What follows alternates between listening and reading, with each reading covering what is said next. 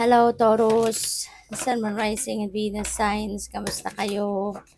Sana po ay nasa mabuti kayong kalagayan. Welcome back po sa Star Tarot.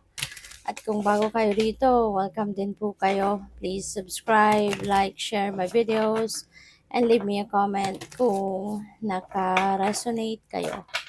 Thank you. So, first card ni Taurus, we have the Four of Pentacles. So, this could be a reminder para sa inyo, no, regarding handling of your money. Kasi baka, baka sobrang tight naman siguro yung paghawak sa pera. Baka walang balanse, dapat kasi, 'di ba, meron kang ina-allocate para doon sa savings, meron ka ding ina-allocate para sa mga gastusin. Kunyari sa mga financial needs ninyo, financial obligations, mga ganyan, or sa mga pang-budget na, no, sa mga basic needs nyo, yung may mga ganon. Pero baka ang iba sa inyo may tendency na mas gusto ninyong i-save lang, no, yung pera. Kaya paminsan parang pagdating sa needs ninyo, parang na mahirap, no? Mahirap kayong maglabas ng pera, parang gano'n. Kasi mas priority ninyo yung i-save, itago lang ang pera for whatever reason. Kaya pupuwedeng reminder sa inyo na keep the balance, okay? Hindi lang sa entire life ninyo but sa pagma-manage din ng inyong pera, na dapat balanse din ang pagbabudget, may perang naka-allocate para sa savings, para sa future purchases, major purchases, kung meron kayong pinag-iipunan, kunyari bahay, sasakyan, mga ganyan, or para sa pag invest, no, in the future. Meron din dapat na talagang para sa mga bills, 'di ba? Sa mga necessity ninyo, no? Yung gano'n. Kaya, yun, balance, no? Balance, pagba-budget, no? Yung kailangan din dito. So, we have the death energy. Death energy is ending and beginning. No? This is a time of transition, of transformation, of pagbabago. Meron ditong mga bagay na gusto mong baguhin. Meron ditong mga bagay or sitwasyon na gusto ninyong i-reset, kumbaga gusto ninyo magkaroon ng reset sa buhay ninyo. Tanggalin yung mga sitwasyon or mga bagay or even tao, na hindi naman na nagsiserve ng highest good ninyo. And uh, you may want to have enough room para sa mga bagong i-welcome ninyo sa buhay ninyo. Diba? Kasi maaaring nare-realize ninyo na kung ano man itong mga bagay that you are holding on to, pwedeng napapansin din ninyo sa ngayon na hindi naman nan yung beneficial para sa iyo, 'di ba?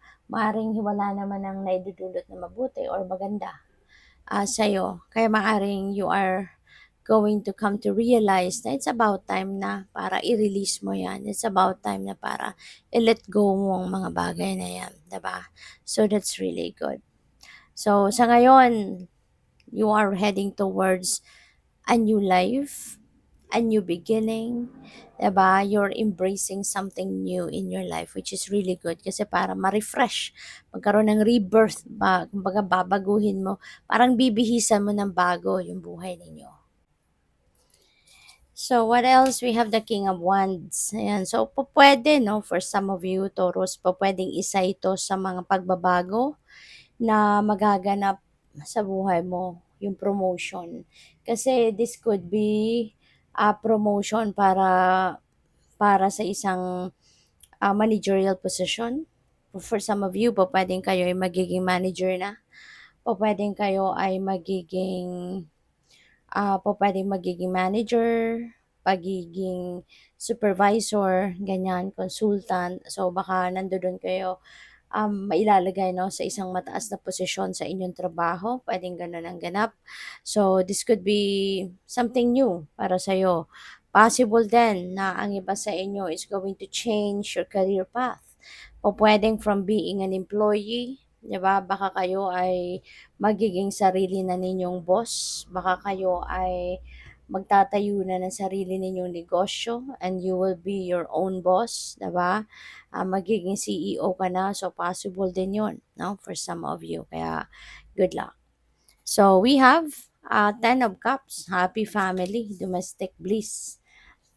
Napakaswerte, napakaganda ng, energy na ito, Taurus, kasi magiging masayang-masaya ka, 'di ba? You have so many reasons dito to be happy. Masayang pamilya, masayang pagsasama ng mag-asawa, ng mga anak, harmonious relationship, loving relationship for each and everyone. At tsaka ano kayo dito, parang kontentado na, 'no? There is contentment, there is fulfillment, 'no, na maaaring maramdaman na kayo, Taurus, kaya very ano 'to, very beautiful energy. Possible din, 'no, na ang iba sa inyo dito, Taurus, is going um, to siguro experience, na ini-enjoy mo na yung mga wishes ninyo, 'di ba? Yung mga dreams ninyo para sa pamilya ninyo, maaaring 'yan naisa katuparan na, 'di ba? Maaaring 'yan ay nag-come to fruition na. Kaya masaya ang bawat isa. Kasi parang wala na kayong hahanapin pa. Alam mo 'yun, yung everything that you want, maybe, or kung hindi man everything, yung bang karamihan sa mga desires ninyo ay maaaring nandiya diyan na, 'di ba? Kaya talagang iba yung saya ang mararamdaman ninyo. And, Four of Swords, kailangan din ninyo ng pahinga, alright?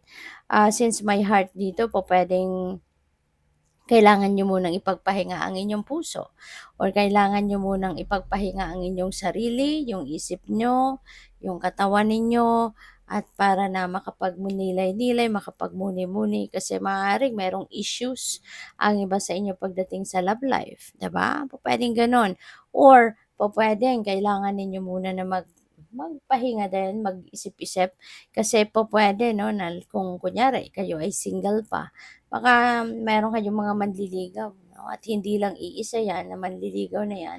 Kaya kailangan ninyo din na pag-isipan mabuti, 'di ba, kung kayo'y kino-consider na ninyong pumasok sa romantic relationship, sa formal kumbaga na relasyon, kailangan ninyong pag-isipan mabuti kung sino yung pipiliin ninyo, 'di ba, or kung saan kayo, anong direksyon, 'di ba, yung tatahakin na ninyo rito. So, you may need to ano, to give yourself time or enough time to think, 'di ba, para hindi kayo magsisi. So, ayan na nga, pupuwedeng meron nanliligaw sa'yo. This could be a proposal, 'di ba? Someone is offering you love, so pupuwedeng kayo ay may manliligaw talaga. Pupuwede rin ang iba sa inyo dito baka mayroong marriage proposal na 'to, kailangan mo talaga ng time, 'di ba? Kasi yung pag-aasawa naman hindi lang love, 'di ba, ang magiging basehan para mag-ano ka na, makipag-commit na sa isang tao, 'di ba? There are so many different things as well, surrounding your relationship, 'no, kung para magdesisyon kang mag-asawa na.